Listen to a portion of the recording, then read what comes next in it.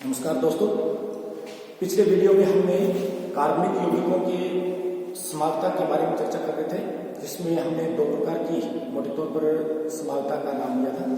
एक थी संरचनात्मक समानता और दूसरी थी त्रिविम समानता।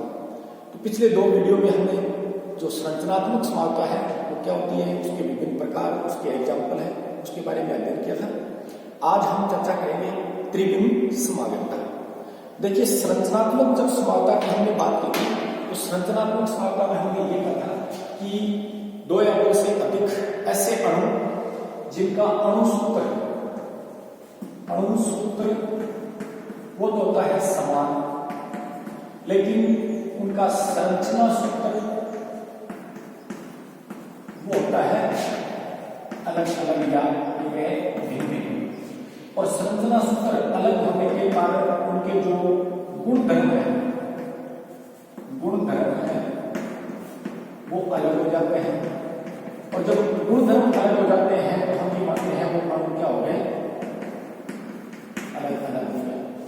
ठीक है, लेकिन उनका अणुसूत्र समान है।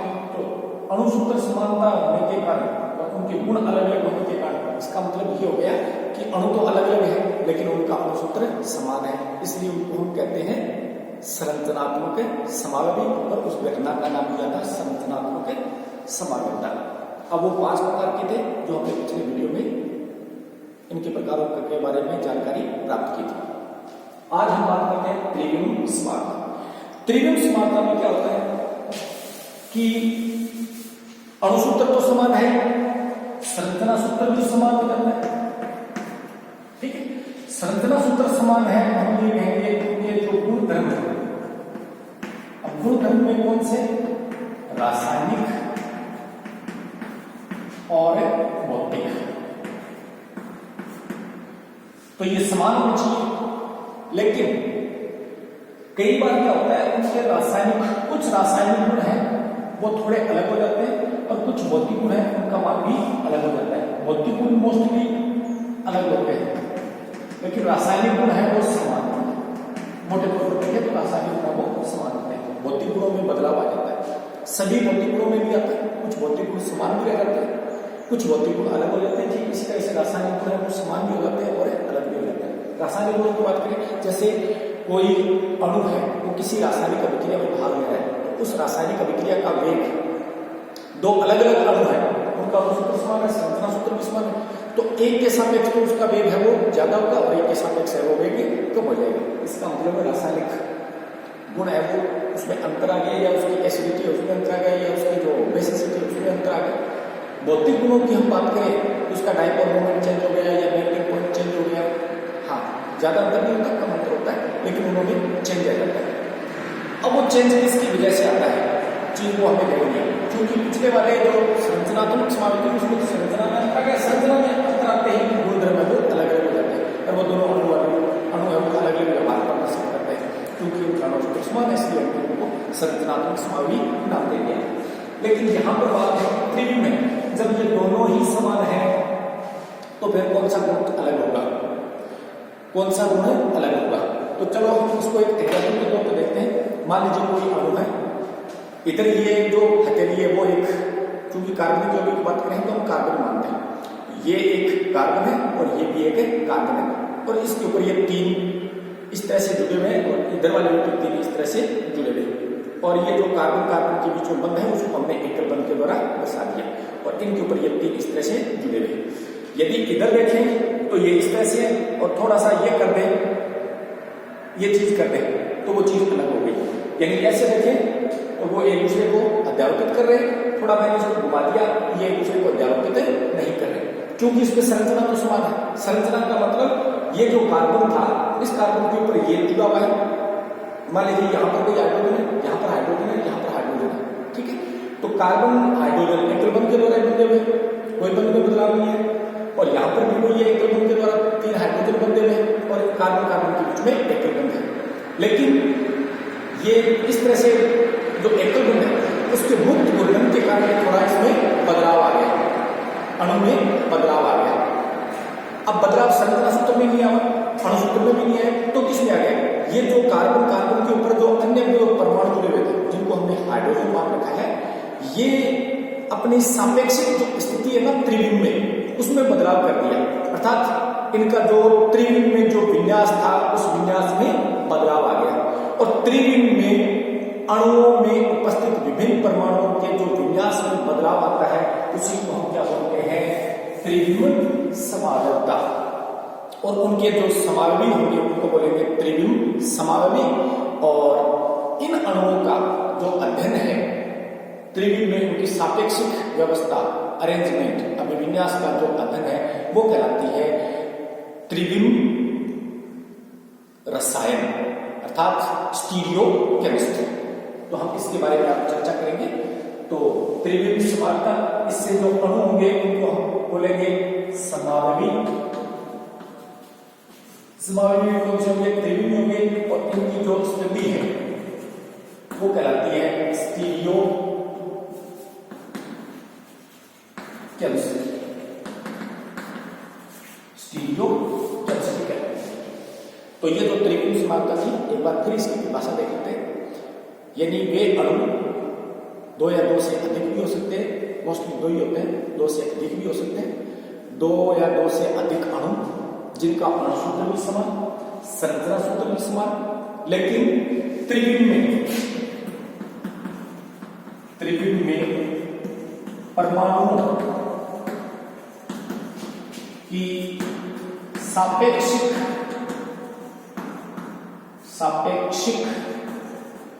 स्थिति या ये कहें विविन्यास है वो भिन्न तो उसको हम कहेंगे त्रिविम समावयवी। इसका नाम कह देंगे त्रिविम समावयवता। और इन अणुओं का जो अध्ययन करना है, इस तरह से अभिविन्यास का जो अध्ययन करना है वो कहलाती है स्टीरियो केमिस्ट्री या त्रिविम रसायन। ठीक है, चलिए आगे। जो त्रिविम समावयवता है ये भी है 2 प्रकार की होती है। त्रिविम समावयवता है ये भी है 2 प्रकार की होती है। एक होती है विन्यासी समावयवता और दूसरी होती है संरूपण समावयवता। ठीक है। और त्रिविम जो समावयवता है फिर इसको 2 भागों में बांटा जाता है। नंबर 1 ज्यामितीय समावयवता और दूसरी है प्रकाशिक समावयवता। तो मोटे तौर पर देखिए त्रिविम समावयवता है वो 3 प्रकार की होगी। नंबर 1 ज्यामितीय समावयवता, नंबर 2 प्रकाशिक समावयवता और नंबर 3 संरूपण समावयवता। क्योंकि ये दोनों विषय के प्रकार है, आज के टॉपिकों को अलग जगह से मिले करते हैं। ज्यामितीय समावयवता, प्रकाशिक समावयवता और संरूपण समावयवता। ये तो था त्रिविम समावयवता का बेसिक कंसेप्ट। अब हम स्टेप बाय स्टेप पहले ज्यामितीय समावयवता को पढ़ेंगे, फिर प्रकाशिक समावयवता को पढ़ेंगे और अंत में संरूपण समावयवता को पढ़ेंगे। तो चलो शुरू करते हैं। ज्यामितीय समावयवता क्या होती है, क्यों होती है, क्या इसके प्रभाव होते हैं, कैसे इसको मेजर किया जा सकता है और इसका नामकरण कैसे किया जाता है, इनके जो समावयव प्राप्त होंगे उन समावयों का नाम कैसे देंगे। ठीक है, तो फर्स्ट है अपनी ज्यामितीय समावयवता। तो नाम से पता चल रहा है कि ज्यामितीय है उसमें बदलाव आ रहा है। अब वो ज्यामिति में बदलाव का मतलब क्या है, तो पहले कब होगी ये घटना। पहली बात तो ज्यामितीय समावयवता के लिए जो अणुओं की सापेक्षिक व्यवस्था है वो जो बदलती है वो प्रतिबंधित होनी चाहिए। ये नहीं है कि एक अणु है वो उसके जो एकल बंध है उस एकल बंध के मुक्त घूर्णन के कारण दूसरा प्राप्त हो गया, ऐसा नहीं होना चाहिए। तो इसका मतलब है वे कार्बनिक यौगिक जिसमें कार्बन कार्बन के बीच में द्विबंध उपस्थित होगा वो ये ज्यामितीय समावयवता दर्शाएंगे। दूसरा, कार्बन नाइट्रोजन के बीच में डबल बॉन्ड होगा वो यौगिक भी ज्यामितीय समावयवता दर्शाएंगे। तीसरे हैं चक्रीय यौगिक। अब वो चक्रीय कौन से यौगिक होते हैं, चक्रीय यौगिक तो बहुत सारे होते हैं, एरोमेटिक भी होते हैं, एलिफेटिक भी होते हैं, ठीक है, सॉरी एलिसाइक्लिक भी होते हैं। तो कौन से चक्रीय यौगिक दर्शाएंगे वो अपन आगे चर्चा करेंगे। पहली शर्त ये द्विबंध होना चाहिए कार्बन कार्बन के बीच में, कार्बन नाइट्रोजन के बीच में द्विबंध होना चाहिए, वो यौगिक दर्शाएंगे। और जो चक्रीय यौगिक है वो ये दर्शाएंगे। इसका मतलब कार्बन कार्बन के बीच में एकल बंध है वो नहीं दर्शाते, कार्बन कार्बन के बीच में त्रिबंध है वो भी नहीं दर्शाते। अब आप ये कह सकते हो कार्बन कार्बन के बीच में त्रिबंध होता है तो घूर्णन तो वो प्रतिबंधित हो गया, लेकिन शर्त अलग है, वो अपन आगे चर्चा करेंगे। एक तो ये नंबर 2, कार्बन कार्बन के ऊपर द्विबंध आ गया तो द्विबंधी जो कार्बन होता है, चाहे इधर वाला हो चाहे इधर वाला चाहे इसमें हो, द्विबंधी जो कार्बन होता है उसकी दो संयुक्ताएं मुक्त होती है और इन दोनों संयुक्ताओं के ऊपर अलग अलग समूह होना चाहिए, यानी एक समूह ए है और एक समूह बी है। वही ज्यामितीय समानता दर्शाएंगे।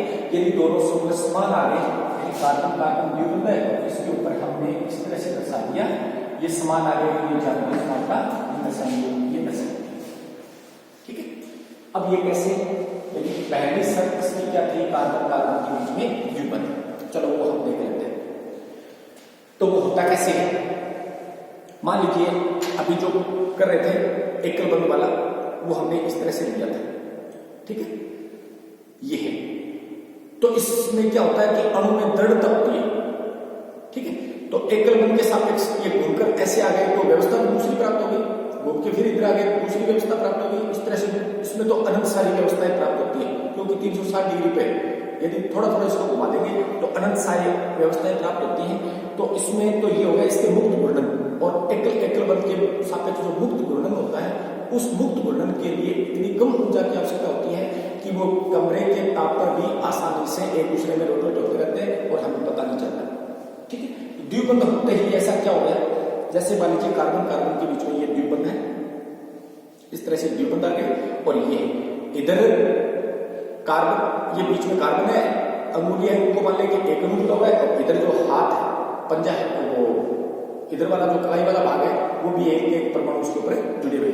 एक तो व्यवस्था ये हो गई, और दूसरी व्यवस्था में देखिए मान लीजिए ये इस तरह से चेंज हो गया, ठीक है।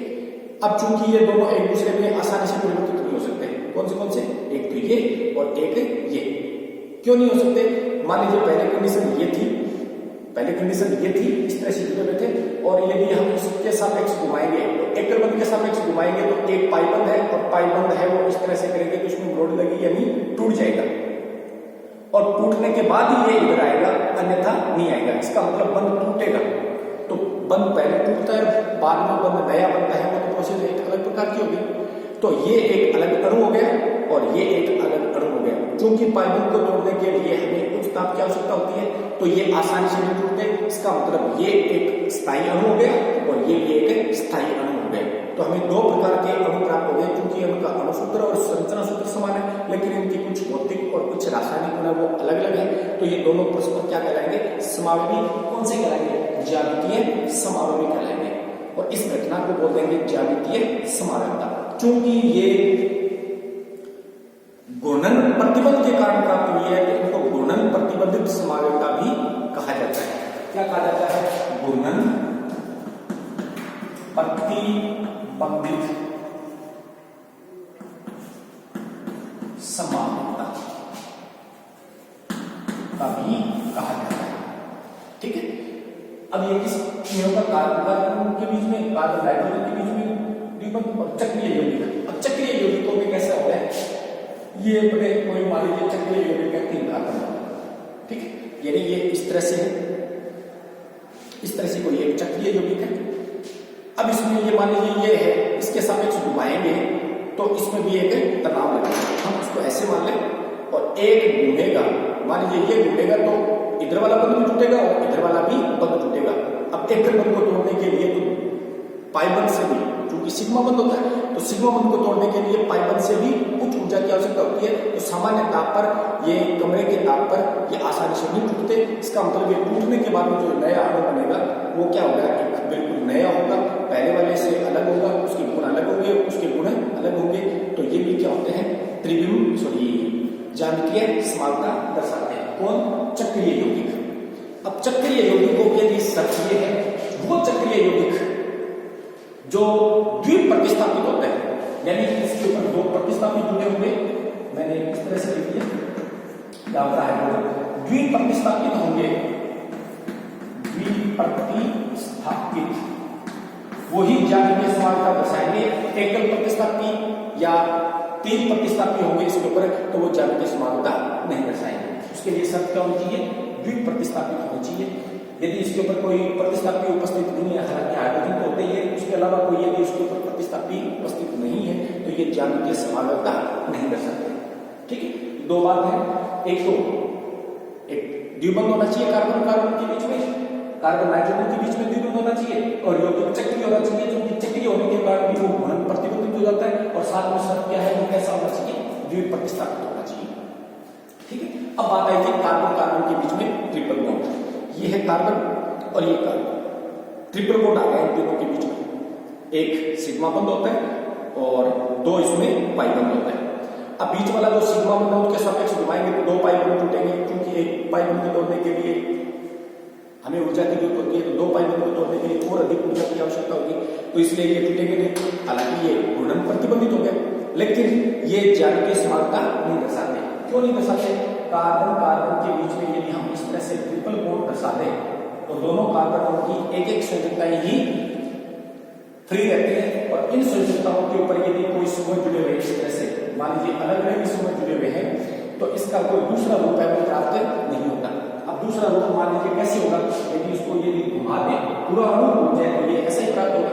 बी इधर गया, एक इधर चला गया, मान लीजिए इस तरह से लिखे, हमने इस तरह से लिख दिया ए, ये बी आ गया, सी ट्रिपल बॉन्ड सी, और ये इधर आ गया, तो ये अणु ही पूरा पलट गया।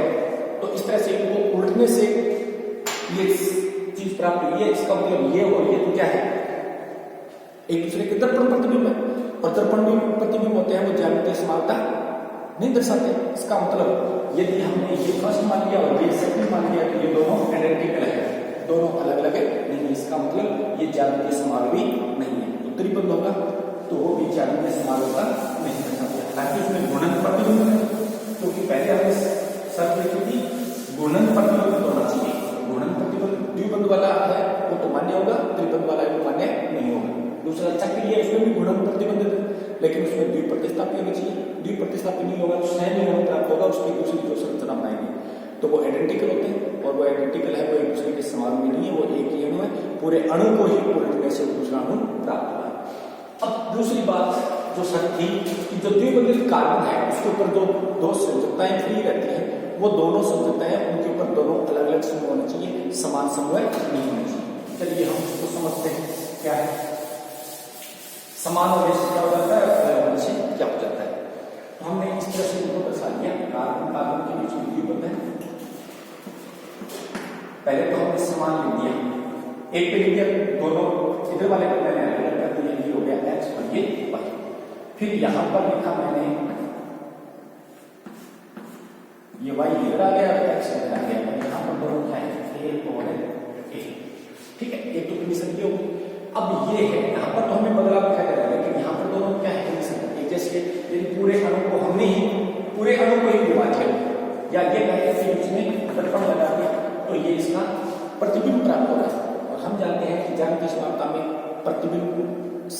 प्रतिबिंब जो रूप है ना उनको शामिल नहीं किया जा सकता, उनके बीच में कोई निश्चित घूर्णन है वो प्रतिबंधित होना चाहिए। तो ये घूर्णन प्रतिबंधित नहीं हुआ।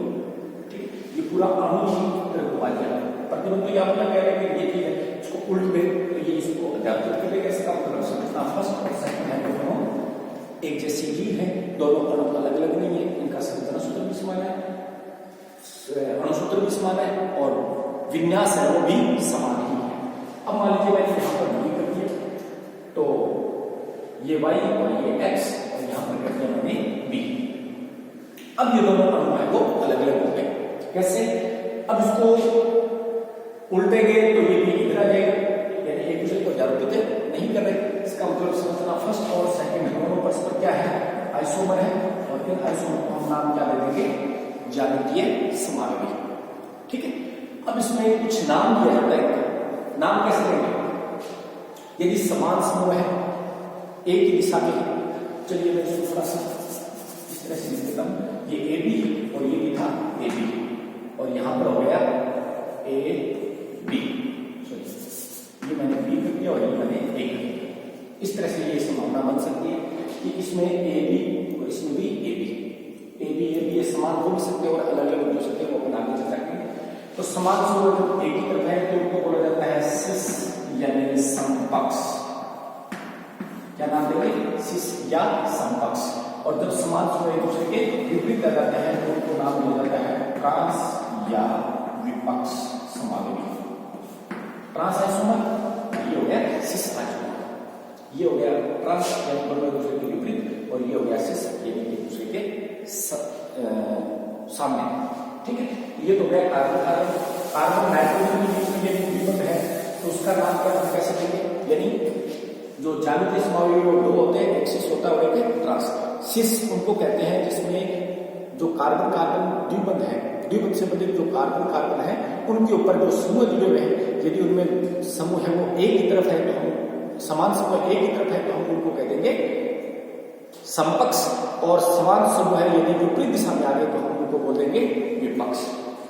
कार्बन नाइट्रोजन में यदि द्विबंध होता है ये है तो कार्बन के ऊपर दो संयुक्ताएं रहती है और नाइट्रोजन के ऊपर एक ही संयुक्ता रहती है, तो इसको हम कैसे नाम देंगे? क्योंकि ये कार्बन है वो sp3 संयुक्त है तो इसके पास एक लोन पेयर भी होता है, ये लोन पेयर के साथ दिया और एक संयुक्ता ये रहती है।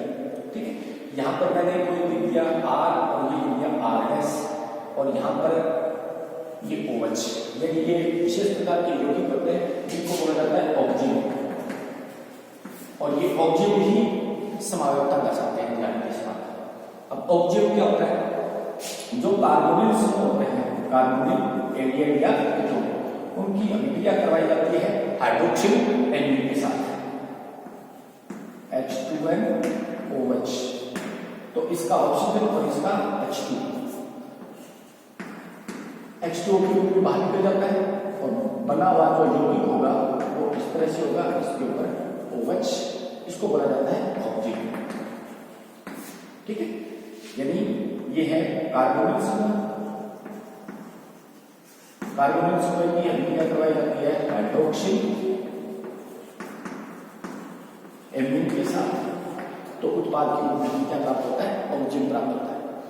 अब ये ऑक्सीजन एल्डोक्सिल भी हो सकता है और एटोक्सिल भी हो सकता है, यानी ये कार्बोनिल है एल्डिहाइड लेंगे, एल्डिहाइड का मतलब कम से कम यहाँ पर एक संयुक्ता तो हाइड्रोजन के द्वारा जुड़ी होगी और दूसरी संयुक्ता है एल्किल समूह भी हो सकता है और हाइड्रोजन भी हो सकता है, तब तो ये होगा एल्डोक्सिल। और यदि दोनों संयुक्ताएं हैं एल्किल समूह के द्वारा जुड़ जाए वो समान भी हो सकते हैं और अलग अलग, तो हम उनको बोल देंगे कीटोक्सिल। यानी ऑक्जिन होते हैं वो ज्यामितीय समानता दर्शाते हैं। अब ऑक्जिन में ये किस तरह से इनका नाम देंगे उनका देखते हैं। इस तरह से ये हो गए।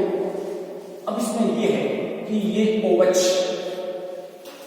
जिस एल्किल समूह की तरफ होगा उसके साथ तो लिख देंगे सिन और विपरीत होगा तो लिख देंगे एल्डिहाइड। चलो हम एल्डोक्सिल की आगे बात करते हैं। एल्डोक्सिल देखेंगे तो एक होता है उसमें एल्किल ग्रुप और एक होता है हाइड्रोजन। ठीक है, एल्डिहाइड में एक एल्किल ग्रुप होता है और एक है हाइड्रोजन, हालांकि दोनों भी हाइड्रोजन आ सकते हैं तो फॉर्मेलिन है।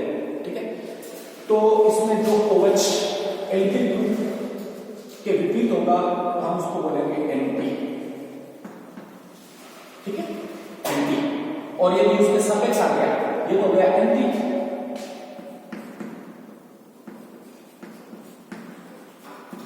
और इस तरह से आ गया RH तो हम उसको बोल देंगे सिन। वहां पर सिस और ट्रांस चल रहा था, यहां पर नाम चलेगा एंटी और सिन का। सिन का मतलब एल्किल ग्रुप है उसके सापेक्ष की तरफ है तो हम उसको बोलेंगे सिन। सिन का मतलब है सिस ही समझिए, और एल्किल ग्रुप के विपरीत दिशा में आ गया है तो उसको हम बोलेंगे एंटी। एंटी को आप ट्रांस के रूप में ही समझें, क्योंकि एल्डोक्सिल है उसमें नाइट्रोजन उसकी दोनों संयुक्ताएं नहीं है, एक संयुक्ता उसकी जगह लोन पेयर इशू कर रखे तो इनका नाम है थोड़ा चेंज कर दिया, सिन और एंटी वाला बदल दिया, वरना ये सिस और ट्रांस के रूप में ही है। अब मान लीजिए कीटोन आ जाए, ये तो है R और ये मान लीजिए मैंने कर दिया RS। ठीक है, और ये भी हो जाएगा RS, तो हम उसको नाम कैसे देंगे?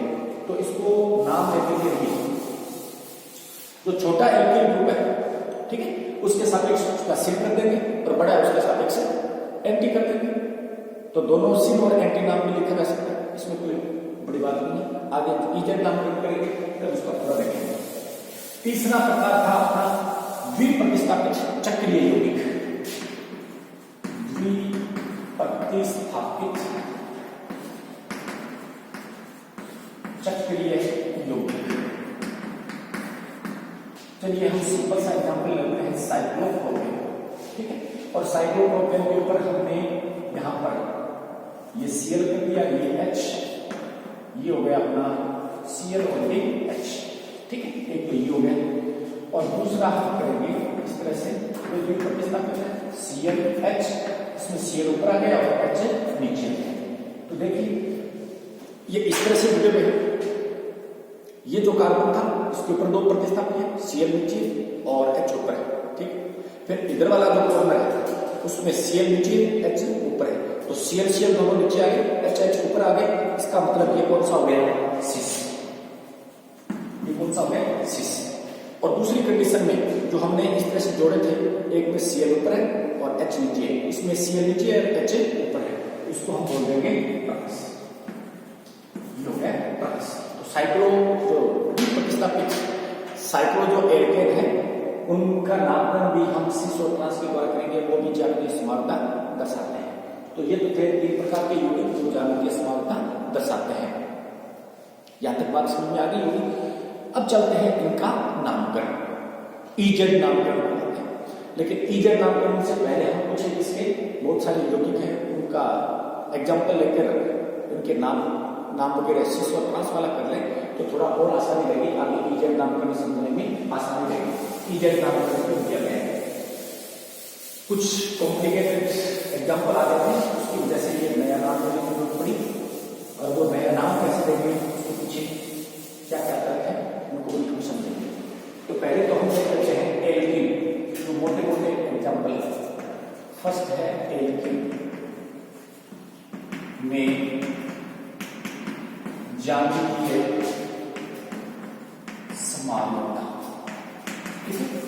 अब एल्कीन है तो इसका मतलब कार्बन कार्बन के बीच में द्विबंध तो है, और कार्बन कार्बन के बीच में द्विबंध है तो हमें पता होना चाहिए एक कंडीशन तो ये होनी चाहिए पहली कंडीशन, और सेकंड कंडीशन क्या है, कार्बन है उसके ऊपर दोनों समूह है वो अलग अलग होने चाहिए, दोनों समान है नहीं होने चाहिए, वरना ये ज्यामितीय समानता नहीं दर्शाएंगे।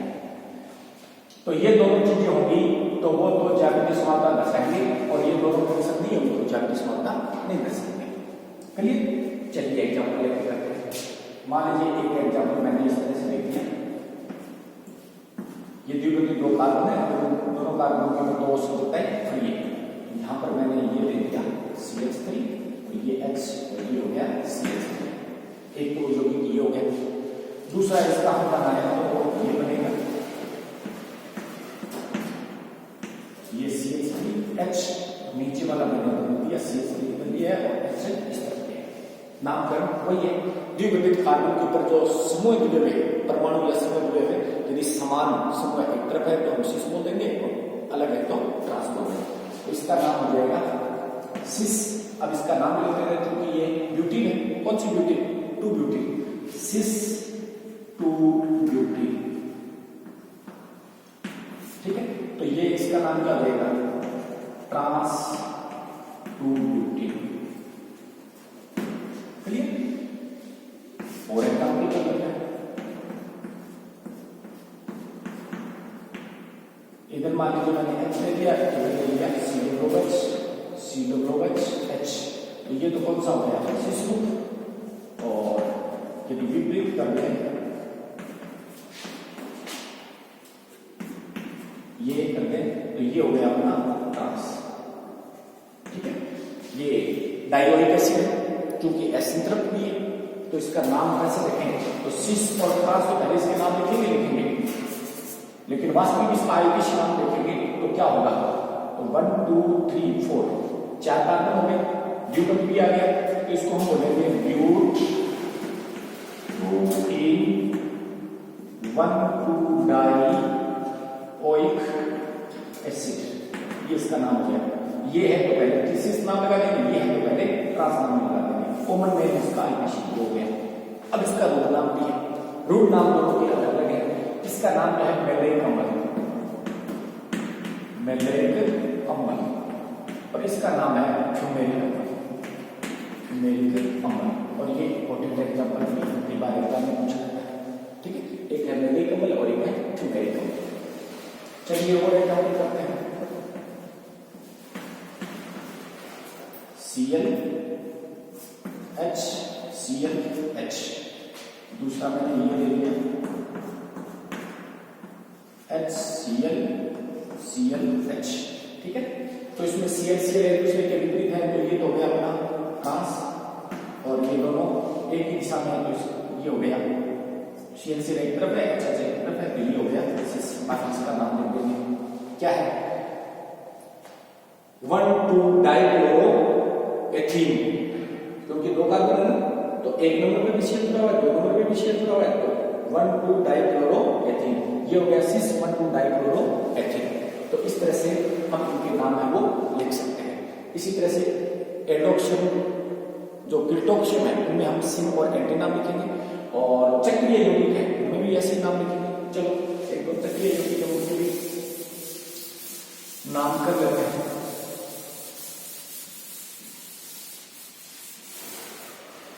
जैसे शुरुआत में हमने एग्जाम्पल लिया था साइक्लोप्रोपेन का, और इसके ऊपर मैंने ये जोड़ दिए। ठीक है, अब इसका नाम लिखना है। तो एक नंबर दो नंबर पे क्या जुड़े हैं क्लोरो,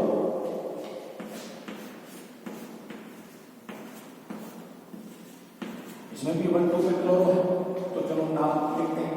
क्योंकि ये तो कौन सा हो गया सिस, क्योंकि दोनों सीएल नीचे, इसमें एक नीचे और एक ऊपर है, तो ये कौन सा हो गया ट्रांस। नाम क्या लिखेंगे 1,2-डाइक्लोरोसाइक्लोप्रोपेन, ये इसका नाम हो गया 1,2-डाइक्लोरोसाइक्लोप्रोपेन। यदि ये है तो नाम भी आगे लग जाएगा सिस, और ये है तो नाम भी आगे आ जाएगा ट्रांस। तो ये चक्रीय यौगिक है। चलो एक चक्रीय यौगिक कोड कर लेते हैं। ठीक है, चलो इस तरह से जोड़ दिया मैंने, एक जोड़ दिया CH3H CH3, दूसरा और बना लेते हैं CH3H।